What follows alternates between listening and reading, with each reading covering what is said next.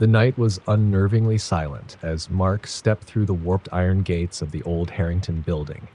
Locals whispered about the decaying structure, a relic of bygone wealth turned sinister, its abandoned halls a magnet for urban explorers and thrill seekers. The building loomed like a slumbering beast, its shattered windows resembling empty eyes, its brick facade cracked and stained by time. Mark, driven by equal measures of curiosity and dread, couldn't resist the urge to venture inside.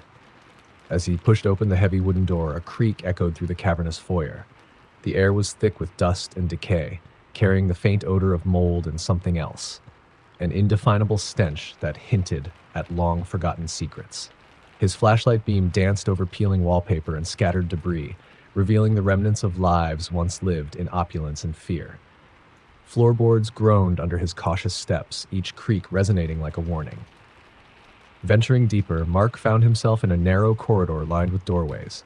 One door, slightly ajar, beckoned him with an almost magnetic pull.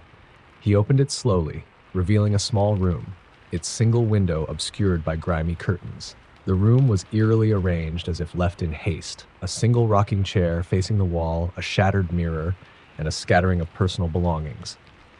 On a dusty dresser lay a faded photograph of a smiling family, their eyes now appearing hollow and sorrowful.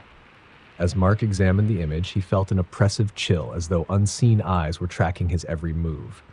A distant sound of scraping metal jolted him back to reality. It came from somewhere deeper within the building, echoing through the labyrinthine corridors like the slow, deliberate steps of an unseen entity. Mark's heartbeat quickened, but he pressed on, determined to uncover the source. The corridor twisted into a staircase that spiraled downward into a subterranean level where the air grew colder and the darkness even more profound. With every step, his flashlight flickered, threatening to plunge him into total blackness. At the bottom of the stairs, Mark found himself in what appeared to be an old boiler room. Rusted pipes snaked across the walls, and water dripped in a monotonous rhythm that melded with the sound of distant whispers. The whispers were indistinct at first, just fragments of voices, like the murmurs of long-dead souls conversing in a forgotten language. As Mark inched forward, the whispers coalesced into a single, desperate plea that seemed to come from behind a battered metal door. He hesitated. The sound was not human, but it carried the resonance of agony and despair. With trembling hands, Mark reached for the cold doorknob and slowly pushed it open. The room inside was a small storage area cluttered with forgotten relics. Old furniture draped in dusty sheets, broken tools, and stacks of yellowed newspapers. In one corner, illuminated by the weak glow of his flashlight, lay a child's doll with one eye, missing. The doll's cracked porcelain face was contorted into an expression of sorrow. Mark felt a surge of inexplicable sadness, as if the doll had witnessed too many tragedies to ever smile again. Suddenly, the door slammed shut behind him with a force that made Mark jump. Panic welled up inside him as he spun around to find that the door was now locked, trapping him in the oppressive gloom. The room's temperature plummeted, and the whispers grew louder, circling him like predators in a hunt. Desperately, Mark searched for another exit. His light caught a narrow passage hidden behind a tall, rusted cabinet. With no other choice, he squeezed through the gap and found himself in a long, narrow hallway lined with peeling murals that depicted scenes of torment and despair. The hallway seemed endless, its walls closing in as the beam of his flashlight began to waver. Every now and then, a shadow flitted just beyond the edge of the light, a fleeting glimpse of movement that vanished when he turned his head. The sound of his own ragged breathing and the soft thump of his heartbeat were the only constants in the suffocating silence. At the far end of the corridor, a door stood ajar, emitting a pale, ethereal glow. With mounting dread, but an irresistible pull, Mark approached the door. Beyond it was a small, circular room dominated by a large, antique mirror that stretched from floor to ceiling. The mirror's surface was not entirely reflective. At its edges, shapes seemed to move of their own accord, as if trying to break free. Mark's reflection was distorted, his face appearing gaunt and his eyes hollow. Then he noticed something that made his blood run cold, a figure standing behind him in the mirror. Mark spun around, heart hammering, but found the room empty. When he looked back into the mirror, the figure was closer. its eyes dark and hollow, its expression twisted in eternal torment. Frozen in terror, Mark felt a cold hand brush against his shoulder. He whipped around and saw nothing, yet the sensation of icy dread lingered. The mirror began to ripple like a disturbed pond, and from its depths a faint, mournful wail emerged. The wail filled the room, echoing the despair of the countless souls that had once inhabited this accursed place. The spectral figure in the mirror extended a hand as if pleading for salvation or warning him to flee. The duality of desire and terror intertwined in that moment, leaving Mark paralyzed. Driven by an instinct he didn't fully understand, Mark turned and bolted back down the hallway.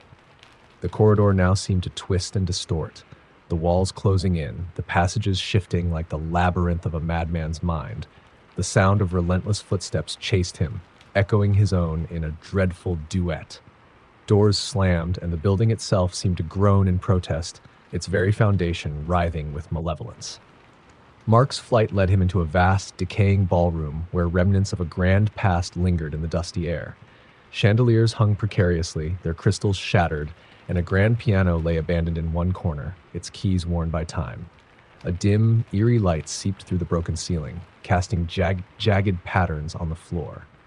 It was here, amidst the grandeur of forgotten festivities, that Mark encountered the truth behind the whispers and shadows. In the center of the ballroom, a figure slowly emerged from the darkness. A gaunt, spectral man in tattered clothes whose eyes burned with an otherworldly intensity. His voice was both sorrowful and accusatory as he recounted the building's tragic history.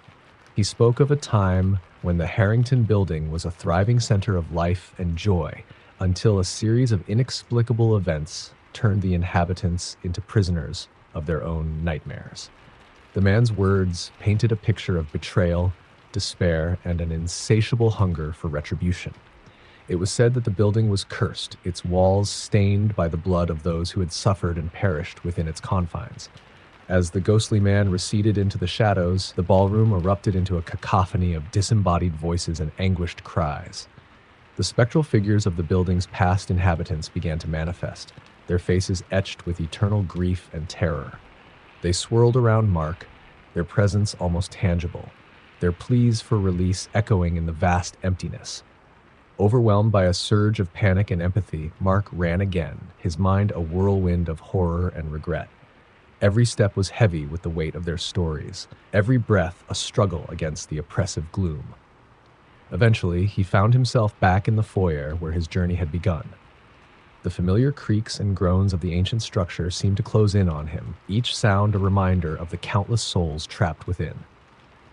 With the building now seemingly alive with restless spirits, Mark's only thought was escape. But the door he had entered through was gone, replaced by a solid wall of cold stone. In its place, an inscription had materialized, a cryptic message scrawled in what looked like blood. "You belong to us now."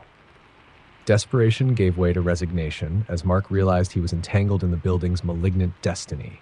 The voices of the lost, the desperate, and the damned swirled around him, merging into a single inescapable chorus. The building, with all its haunting beauty and unspeakable horrors, had claimed another soul, binding him to its cursed history. As the first light of dawn crept in through the shattered glass, Mark's final scream was lost in the endless maze of despair, another echo in the annals of the Harrington building's tragic lore. Story number 2. A dense fog rolled in over the remnants of the old St. Bartholomew Asylum, shrouding the crumbling building in a veil of spectral mystery. It stood isolated on the edge of a long-forgotten forest, its stained walls and broken windows bearing silent witness to a history steeped in madness and despair.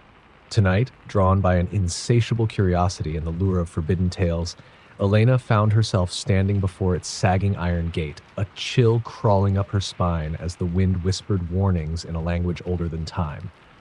The gate groaned in protest as she pushed it open, and the path beyond was lit only by the dim glow of her lantern. Every step toward the asylum seemed to echo in the stillness, as if the very ground was reluctant to give way to her presence. Elena hesitated at the threshold. Recalling the legends of the souls that had been trapped within these walls, a cacophony of anguished cries and tormented screams that were said to roam the halls long after the building's abandonment. Inside, the asylum was a labyrinth of decaying corridors and abandoned rooms. The peeling wallpaper and rusted metal fixtures spoke of a time when this place was teeming with life, albeit a life filled with despair. The air was heavy with the scent of mildew and something faintly metallic, as though the building itself exhaled the memories of long-buried secrets. As Elena ventured further, her lantern revealed remnants of a hurried evacuation.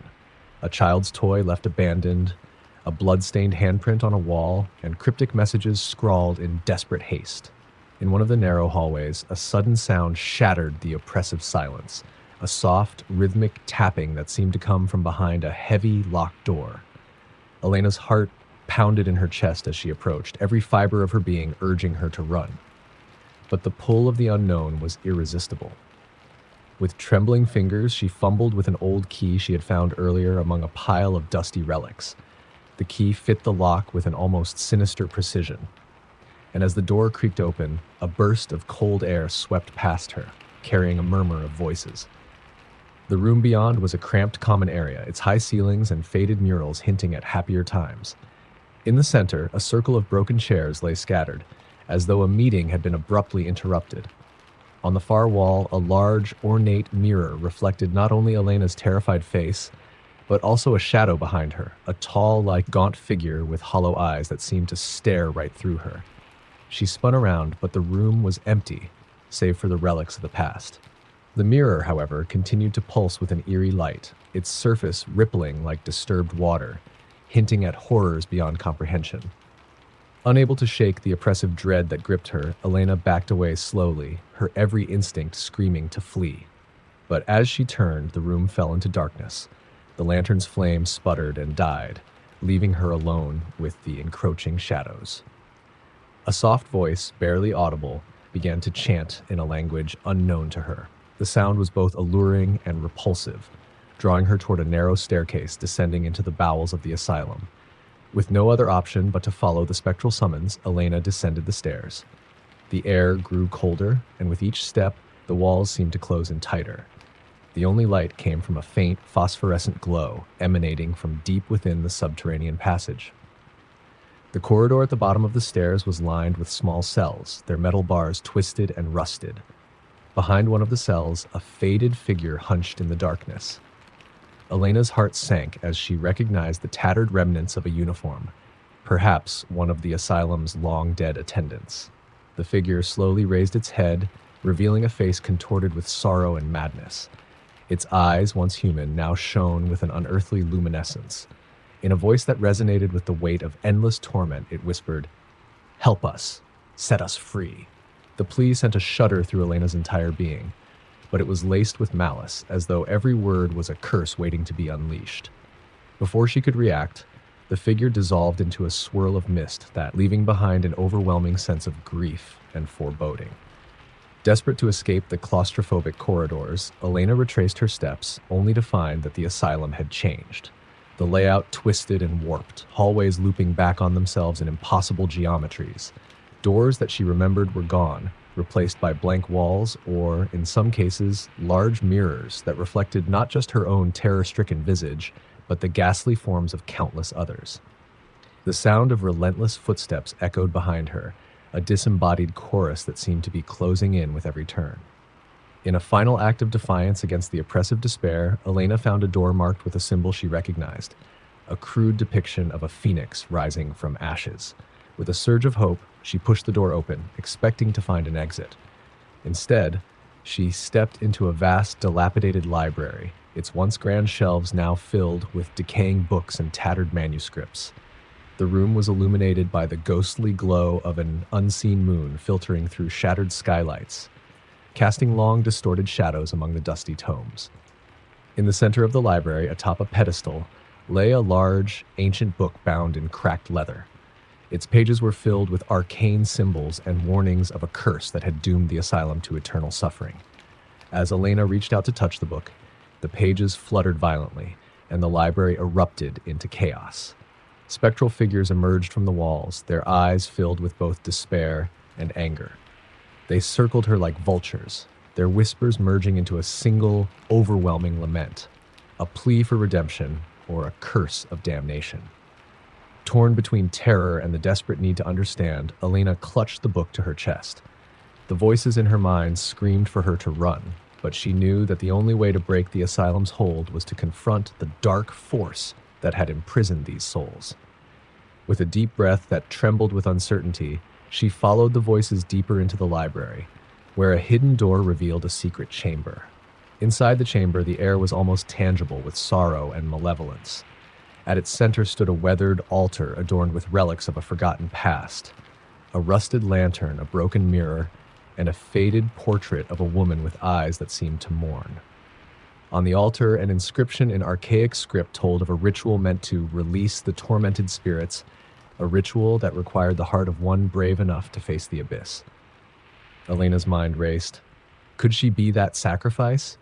Was her fate sealed the moment she crossed the threshold? As she read the inscription aloud, the chamber shuddered violently, and the oppressive darkness coalesced into a single formidable presence. A spectral figure, far larger and more terrifying than any she had encountered before, materialized before her. Its form was shrouded in shadow, but its eyes burned with a vengeful fire. "You have awakened our pain," it intoned, its voice echoing as if spoken from the depths of hell. "Now you must join us in our eternal suffering." Elena's resolve wavered, but she knew that surrender was not an option. With trembling determination, she recited the final words of the incantation, her voice echoing against the cold stone walls. A brilliant light erupted from the altar, engulfing the chamber and the spectral host in a blinding radiance. For a moment, time itself seemed to fracture, and the screams of the lost merged with the roar of an ancient power. When the light finally faded, the chamber was silent. The oppressive presence was gone, and the spectral figures that had once haunted the asylum seemed to dissipate like mist at dawn. The heavy weight of despair lifted, replaced by a bittersweet relief.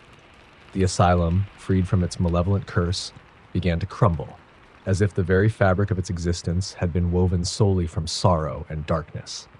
Elena staggered back through the winding corridors, the ancient book still clutched tightly in her arms, a silent testament to the horrors she had witnessed and the sacrifices made in the name of redemption. As she emerged into the cold night air, the once dreaded building collapsed behind her in a cascade of crumbling stone and dust, swallowed by the awakening forest. Elena knew that the memories of St. Bartholomew Asylum would forever haunt her, a reminder of the night she danced with the darkness and emerged forever changed. The wind carried away the echoes of tortured souls, leaving behind only the whispered promise that the cycle of torment might one day begin anew. Story number 3. In the heart of a forgotten industrial district, beneath a slate-gray sky, lay the decaying shell of the old Mercer textile mill. The building, once a proud emblem of progress and prosperity, now exhaled the bitter scent of rust and regret. For decades, locals whispered of eerie lights and unnatural sounds emanating from its darkened corridors, a place where time had long ago lost all meaning, and the restless dead clung to its crumbling walls. On a cold, wind-swept evening, Cassandra found herself drawn to the mill.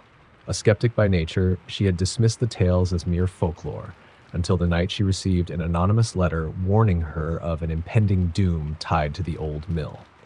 Determined to uncover the truth behind the cryptic message, Cassandra made her way through the tangled maze of overgrown weeds and shattered glass that marked the entrance to the abandoned building. Pushing open the heavy, iron-bound doors, she stepped into an immense atrium, bathed in a ghostly half-light. The remnants of a once bustling facility now lay in disarray. Massive looms stood as silent sentinels, their wooden frames warped by decay. Shattered machinery and discarded scraps of fabric littered the floor like the detritus of a forgotten nightmare. Every footstep echoed in the vast emptiness, as though the building itself were whispering its dark secrets. Cassandra's flashlight beam cut through the oppressive gloom, revealing unsettling details. A smear of something dark and viscous on the wall, and murals of workers whose painted smiles had long since faded into expressions of despair. As she ventured deeper into the mill, a feeling of disquiet settled over her, a cold shiver running down her spine that she could neither explain nor shake off. Turning a corner, she entered what appeared to be a makeshift office.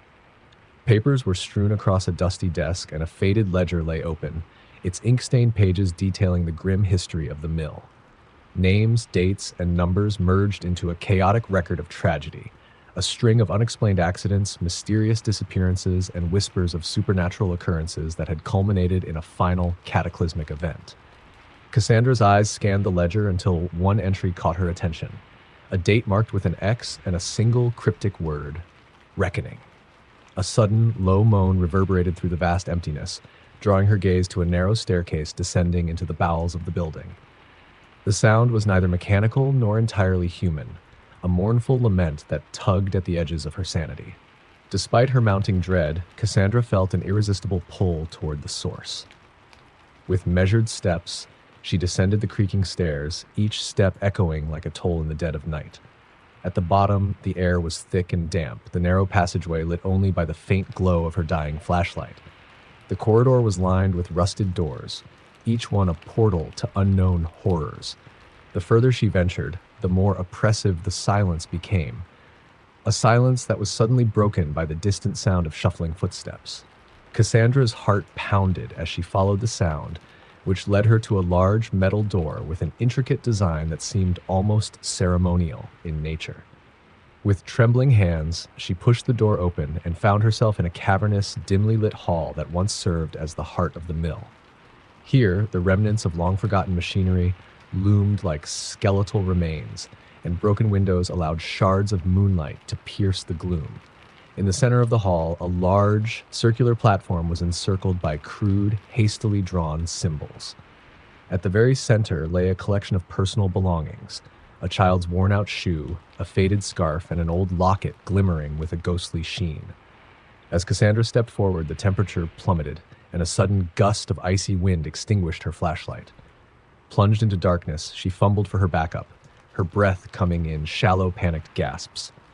In the silence that followed, like an otherworldly sound began to rise.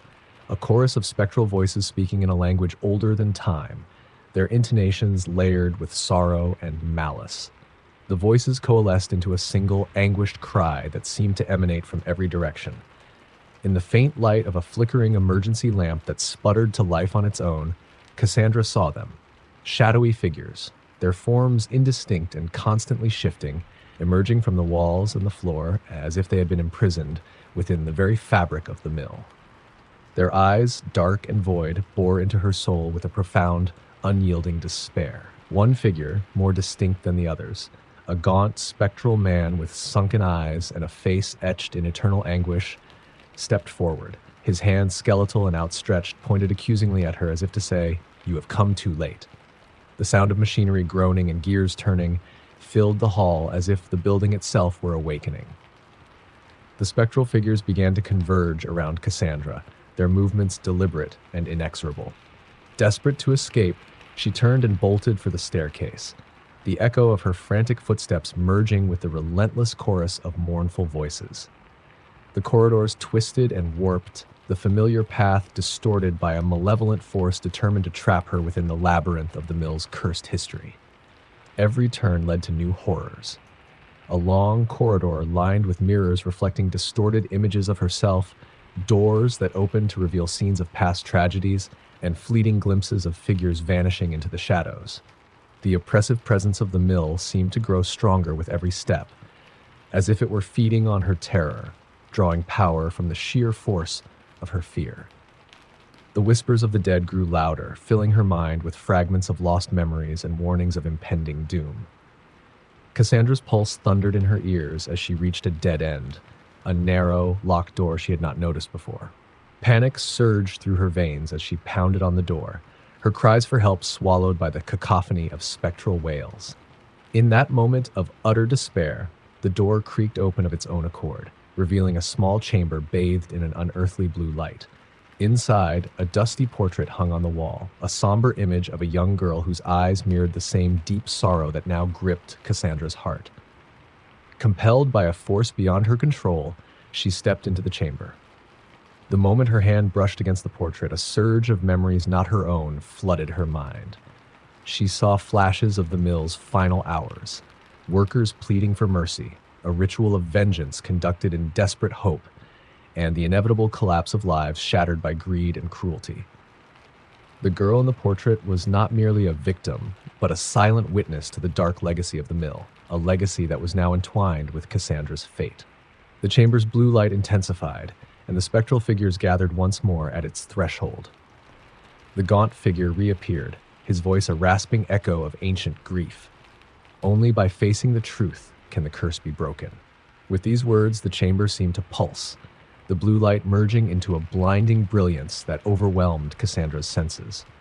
The voices reached a fevered pitch, and in that final moment of clarity, she realized the true nature of her arrival at the mill. It was not chance, but destiny.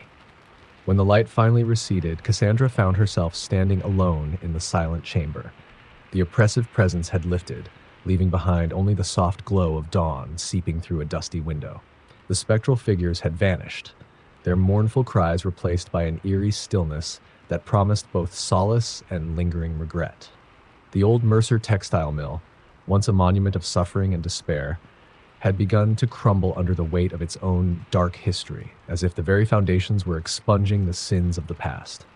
As Cassandra stepped out into the crisp morning air, the anonymous letter clutched tightly in her hand, she felt an unsettling calm wash over her.